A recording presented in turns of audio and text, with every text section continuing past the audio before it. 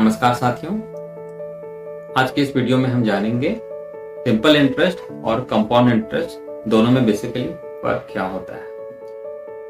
Simple interest को हिंदी में बोलते हैं साधारण ब्याज और कंपाउंड इंटरेस्ट को चक्रवृद्धि ब्याज। सिंपल इंटरेस्ट में क्या होता है, जब आपको अपने पैसों को कहीं पे डिपॉजिटर के पास में छोड़े हैं तो अगर आपको उस जो जमा राशि के ऊपर में जो ब्याज मिले और लेकिन ब्याज के ऊपर जब वो ब्याज नहीं मिले, यानी कि फिक्स आपको हर साल जब वो ब्याज मिले, जो भी ब्याज की रेट ऑफ इंटरेस्ट तय की गई है उसको बोलते हैं सिंपल इंटरेस्ट। इसको एक एग्जांपल से समझते हैं। जैसे कि अगर आपने किसी डिपॉजिटर के पास में 100 रुपए आप रख रहे हैं, वो डिपॉजिटर बोलता है कि आपको इसके ऊपर में 10% का सिंपल इंटरेस्ट मिलेगा और ड्यूरेशन मान के चलते हम 3 साल के लिए पैसे को रखते हैं।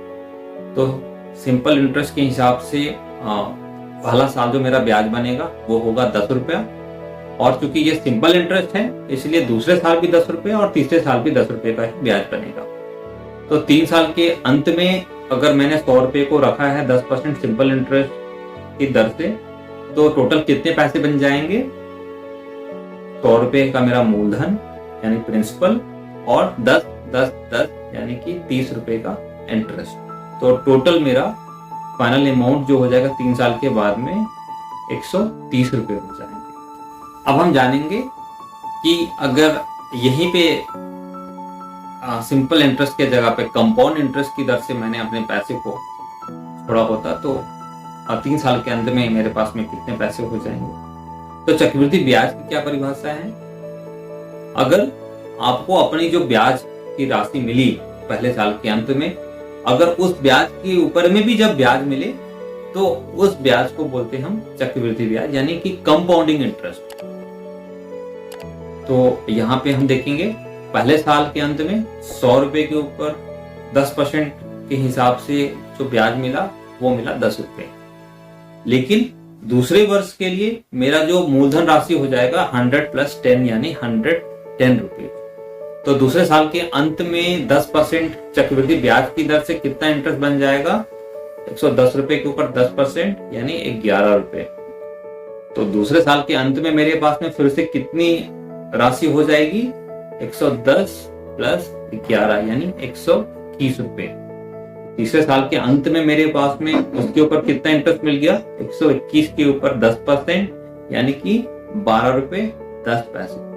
तो टोटल मेरा 3 साल के अंत में चक्रवृद्धि ब्याज की केस में टोटल कितना अमाउंट बन जाता है? 133 रुपए 10 पैसे।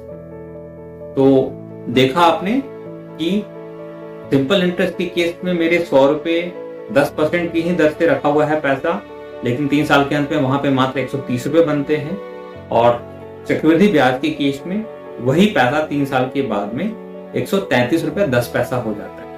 अगर दोनों के बीच में हम डिफरेंस निकालते हैं तो वो आता है 3 रुपए 10 पैसे।